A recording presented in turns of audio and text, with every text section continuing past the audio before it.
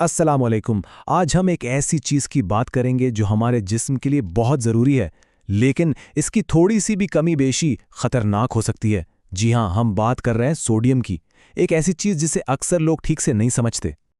अच्छा, हम सब खाने में नमक तो इस्तेमाल करते हैं ना, लेकिन कभी सोचा है कि ये जिस्म के अंदर जाकर करता क्या है? चले, आज नमक से थोड़ा आगे बढ़ते हैं और इसके पीछे की साइंस यानी सीरम सोडियम को समझते हैं। तो आइए शुरू करते हैं। सबसे पहले ये देखते हैं कि आखिर ये सोडियम है क्या और एक सेहतमंद जिस्म में इसका बैलेंस कैसा होना चाहिए। बहुत ही आसान लफ्जों में अगर समझें तो सोडियम एक बहुत ज़रूरी मादनी जुज़ है। ये हमारे जिस्म में पानी की मिकदार को कंट्रोल करता है, ब्लड प्रेशर को संभालता है और यहाँ तक कि हमारे आसाबी निज़ाम को यानी हमारे नर्व्स को एक दूसरे को पैगाम भेजने में भी मदद देता है। मतलब इसके बगैर जिस्म का पूरा सिस्टम ठीक से काम ही नहीं कर सकता। यहाँ एक दिलचस्प बात बताता हूँ। अक्सर लैब रिपोर्ट्स में सोडियम को Na लिखा जाता है। सोचा है क्यों? ये उसके पुराने लातीनी नाम नाट्रियम से लिया गया है। ये बस साइंस की अपनी एक जबान है ताकि दुनिया भर के माहिरीन आसानी से एक दूसरे की बात समझ सकें। अच्छा जी, अब ये नंबर बहुत अहम है, इसे याद रखिएगा। 135 से 145 ये है खून में सोडियम की नॉर्मल सेहतमंद रेंज। अब आगे हम जो भी बात करेंगे वो इसी बैलेंस के बारे में होगी और ये भी देखेंगे कि जब ये बैलेंस खराब होता है तो क्या होता है। तो अब देखते हैं कि अगर सोडियम की मिकदार इस रेंज से ज़्यादा हो जाए तो क्या होता है। इस कंडीशन को कहते हैं हाइपरनेट्रीमिया।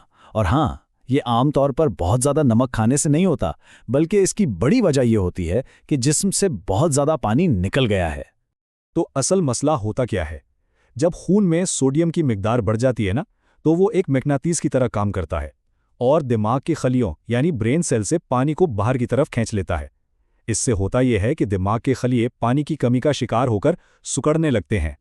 और जब दिमाग के खलिए इस तरह सिकुड़ते हैं तो सोचें क्या होगा।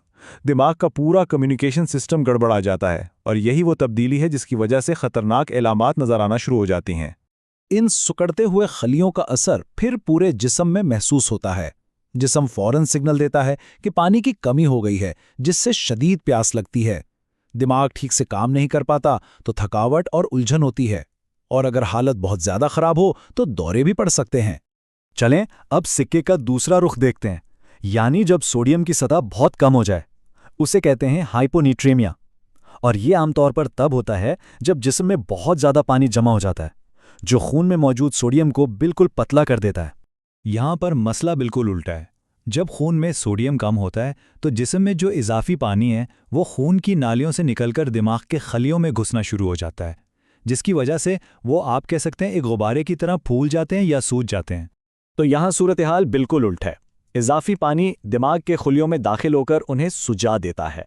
अब मसला ये है कि हमारा दिमाग एक बंद खोपड़ी के अंदर है, तो इस सूजन की वजह से दिमाग पर शदीद दबाव पड़ता है और असल मसला की जड़ यही है। दिमागी खलियों की यही सूजन मतली, सर दर्द और पट्टों में खिंचाव की वजह बनती है। और देखें, दिलचस्प बात यह है कि जो शदीद अलामात हैं जैसे कि उलझन और दौरे, वो दोनों ही सूरतों में हो सकती हैं, चाहे सोडियम ज़्यादा हो या कम।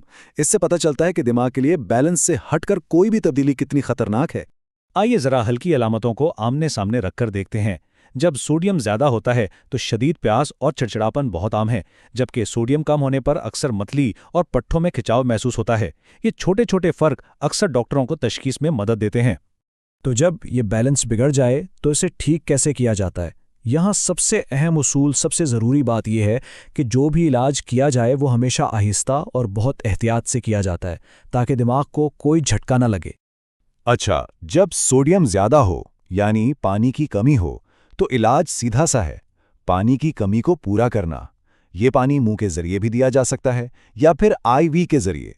लेकिन सबसे अहम बात मैं फिर दोहराऊंगा, ये अमल बहुत बहुत आहिस्ता होना चाहिए ताकि दिमाग को अचानक तब्दीली से कोई नुकसान ना पहुंचे।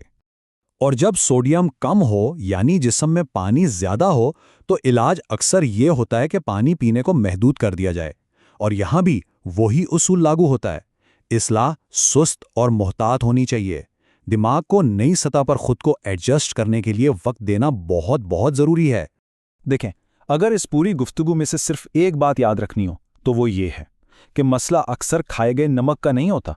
ये तकरीबन हमेशा जिस्म में पानी के तवाज़ुन का होता है। सोडियम का बैलेंस बिगड़ने की सबसे बड़ी वजह यही है। तो आखिर में सवाल फिर वही आ जाता है कि मसला खाए हुए नमक का है या पिए हुए पानी का, और अब हम सब जानते हैं कि जवाब पानी के तवाज़ुन में छुपा है। सोडियम की सतह सिर्फ एक नंबर नहीं है, ये हमारे जिस्म के अंदर पानी के निज़ाम की पूरी कहानी सुनाती है। और इस तवाज़ुन को समझना अपनी सेहत को बेहतर तौर पर समझने की तरफ पहला कदम है।